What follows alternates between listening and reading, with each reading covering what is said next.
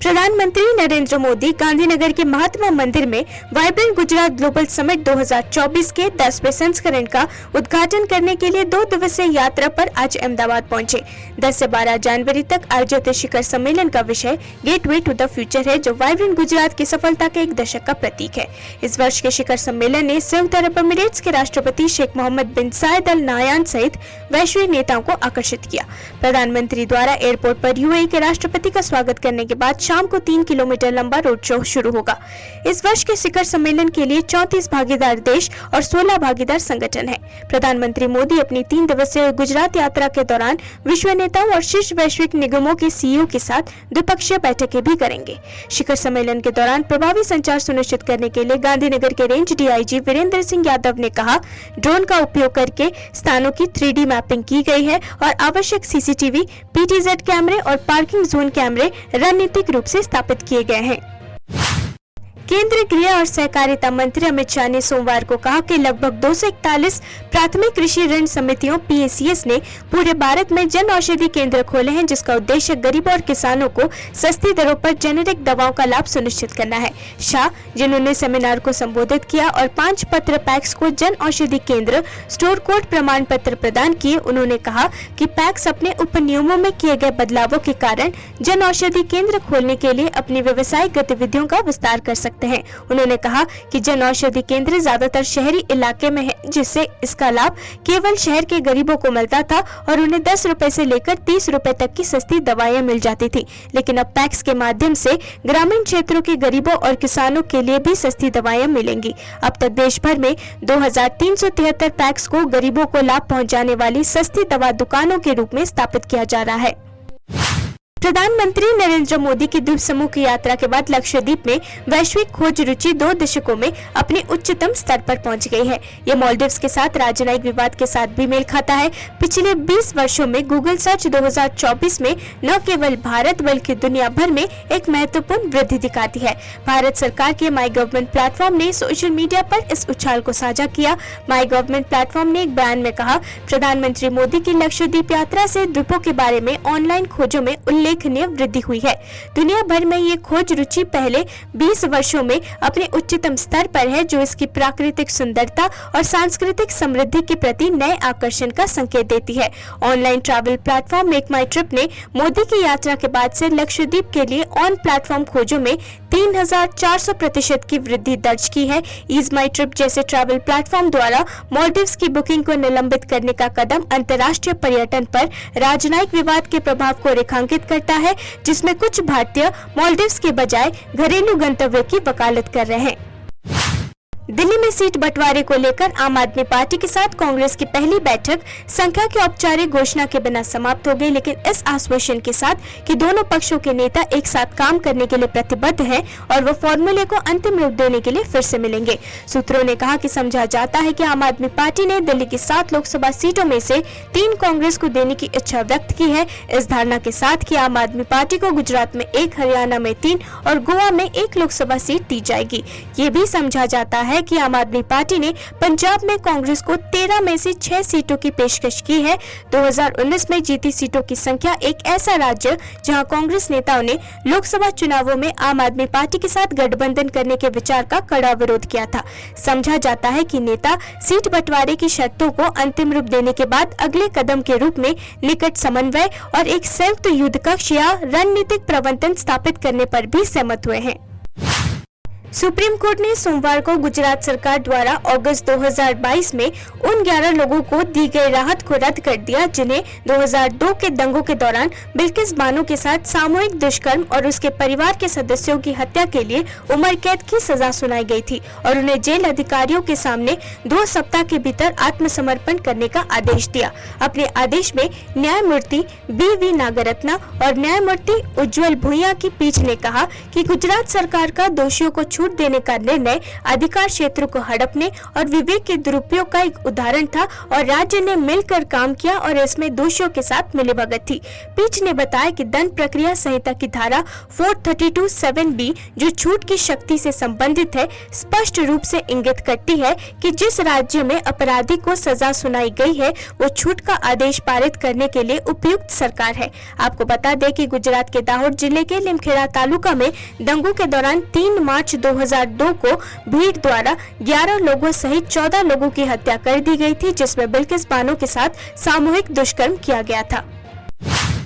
कांग्रेस नेता राहुल गांधी ने सोमवार को बिल्किस बानो दुष्कर्म मामले में 11 दोषियों की जल्द रिहाई की अनुमति देने के गुजरात सरकार को आदेश को रद्द करने की सुप्रीम कोर्ट के फैसले का स्वागत किया और इसे न्याय की जीत बताया। उन्होंने भारतीय जनता पार्टी पर भी कटाक्ष करते हुए कहा कि ये आदेश अहंकारी भाजपा के अपराधियों की संरक्षक होने के खिलाफ है।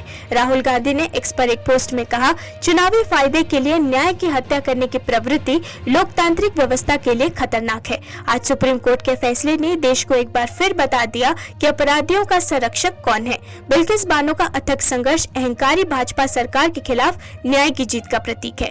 तृणमूल कांग्रेस, शिवसेना और AIMIM के असदुद्दीन ओवैसी सहित कई विपक्षी दलों और नेताओं ने शीर्ष अदालत के आदेश का स्वागत किया और बिल्किस बानो के अथक संघर्ष को जीत का प्रतीक बताया।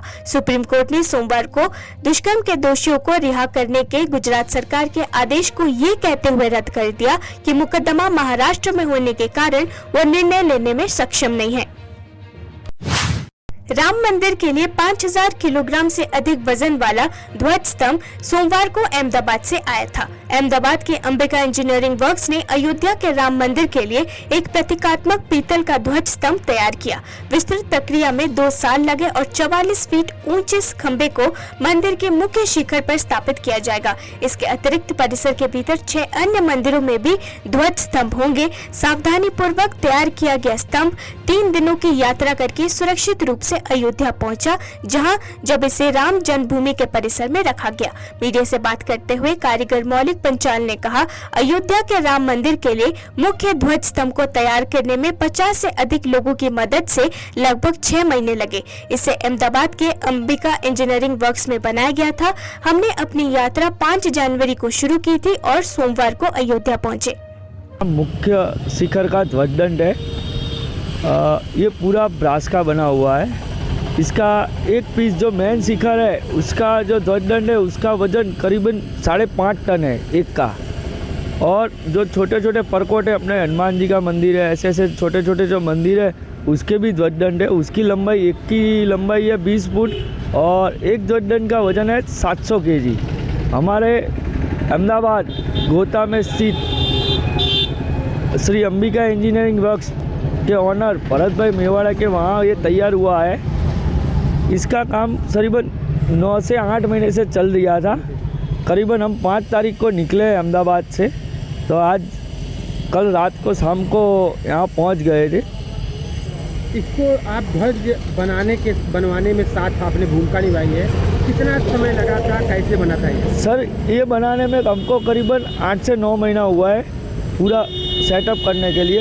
हमारी कंपनी में अयोध्या राम मंदिर के लिए 42 दरवाजे का हार्डवेयर भी तैयार किया है। वो यानी 3-4 महीने पहले डिस्पैच कर दिया है, यहाँ पे लग भी गया है। ये ध्वज दंड बनाने में कितना समय लगा, कितने आदमियों की मेहनत रही? हमारे कंपनी में करीबन 50-60 आदमी की ज़रूरत पड़ी थी। हमारे को 5 से 6 महीना ध्वजदंड में लगे थे। केंद्रीय पेट्रोलियम और प्राकृतिक गैस मंत्री हरदीप सिंह पुरी ने देश में एक नई तेल खोज की घोषणा की। हरदीप सिंह पुरी ने कहा, कृष्णा गोदावरी बेसिन में काकीनाडा के तट से 30 किलोमीटर दूर कल पहला तेल निकाला गया। 2016 से 17 में इस पर काम शुरू हुआ, फिर कोविड के कारण कुछ देरी हुई, लेकिन मुझे यकीन था कि वहां के 26 कुओं में से 4 कुएं पहले से ही चालू हैं। बहुत ही कम समय में हमारे पास न केवल गैस होगी बल्कि मई और जून तक हमें प्रतिदिन 45,000 बैरल उत्पादन करने में सक्षम होने की उम्मीद है, जो हमारे कुल कच्चे तेल उत्पादन का 7% और हमारे गैस उत्पादन का 7% होगा। 98/2 परियोजना से तेल और प्राकृतिक गैस निगम के कुल तेल और गैस उत्पादन में क्रमशः 11% और 15% की वृद्धि होने की संभावना है। भारत दुनिया का तीसरा सबसे बड़ा तेल आयातक और उपभोक्ता अपनी घरेलू मांग को पूरा करने के लिए वैश्विक बाजार में विभिन्न स्रोतों से कच्चे तेल पर निर्भर है। 30 kilometers off the coast of Kakinada in the Krishna Godavari basin, I am delighted to inform all my fellow countrymen that the first oil has been extracted yesterday. There is work started on this in 2016-17, then there were some delays on account of COVID, but I am sure that out of the 26 wells there, 4 wells are already operational.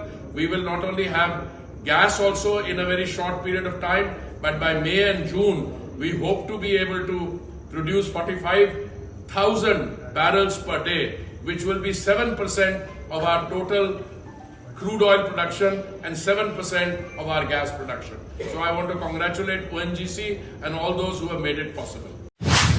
National conference के अध्यक्ष फारूक अब्दुल्ला ने कहा कि विभाजन के बाद partition के लोगों को जम्मू कश्मीर में जाने और वहां बसने से रोकने के लिए महाराजा हरि सिंह ने 1947 में आर्टिकल 370 लागू किया था। उन्होंने जम्मू कश्मीर में कहा, हम आर्टिकल 370 नहीं लाए, इसे 1947 में महाराजा हरि सिंह ने लागू किया था। ये केवल इस डर से था कि विभाजन के बाद पंजाब के लोग यहाँ आकर बस जाएंगे और वहाँ के गरीब लोग हमारे राज्य कम दरों पर अपनी जमीन बेचेंगे। नौकरियां केवल स्थानीय लोगों के लिए आरक्षित थी। सुप्रीम कोर्ट ने इससे पहले दिसंबर 2023 में जम्मू कश्मीर को विशेष दर्जा देने वाले संविधान के आर्टिकल 370 को रद्द करने के केंद्र सरकार के फैसले को बरकरार रखा था। शीर्ष अदालत ने कहा कि उसने माना है कि आर्टिकल 370 एक अस्थायी प्रावधान था। आज क्या कहते हैं? आज ये फिर से वही मामला उठाएंगे और आप लोगों को दिमागों में वो बातें डालेंगे, मैं बयान नहीं कर सकता। अरे 370 हमने नहीं बनाया था, ये महाराजा जम्मू कश्मीर महाराजा बहादुर हरि सिंह जी ने लगाया था 1927 में। ये याद रखिए, 1900 में क्यों लगाया था? उस वक्त ना हिंदुस्तान था ना पाकिस्तान था। उसको डर था कि हमारे लोग गरीब हैं और ये पंजाब से लोग आएंगे, यहाँ बस जाएंगे और हमारे गरीब लोग अपनी ज़मीनें बेच डालेंगे। इनको बचाने के लिए उसने कानून लाया। कहा नौकरी का कानून उन्होंने लाया कि कोई नौकरी यहाँ बाहर का नहीं ले सकता।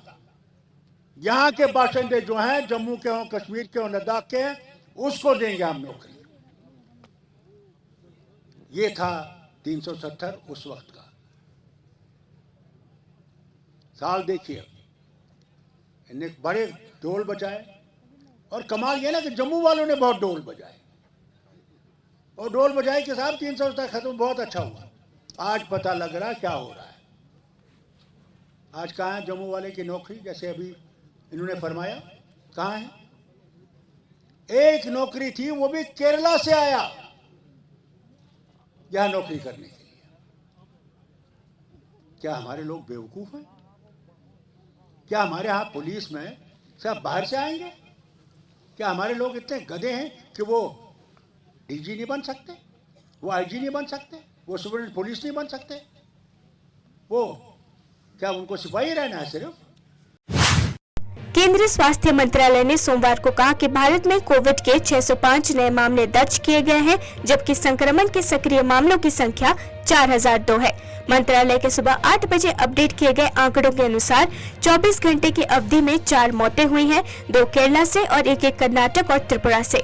5 दिसंबर 2023 तक दैनिक मामलों की संख्या 2 अंकों में गिर गई थी, लेकिन नए वेरिएंट JN1 के सामने आने और ठंडे मौसम की स्थिति के बाद मामले बढ़ने लगे। आधिकारिक सूत्रों ने बताया कि 5 दिसंबर के बाद 31 दिसंबर को 841 नए मामले सामने आए, जो मई 2021 में सामने आए चरम मामलों का 0.2% था। सूत्रों ने कहा, वर्तमान में उपलब्ध आंकड़ों से पता चलता है कि JN1 वेरिएंट न तो नए मामले में तेजी से वृद्धि कर रहा है और न ही हॉस्पिटल में भर्ती होने और मृत्यु दर में वृद्धि कर रहा है।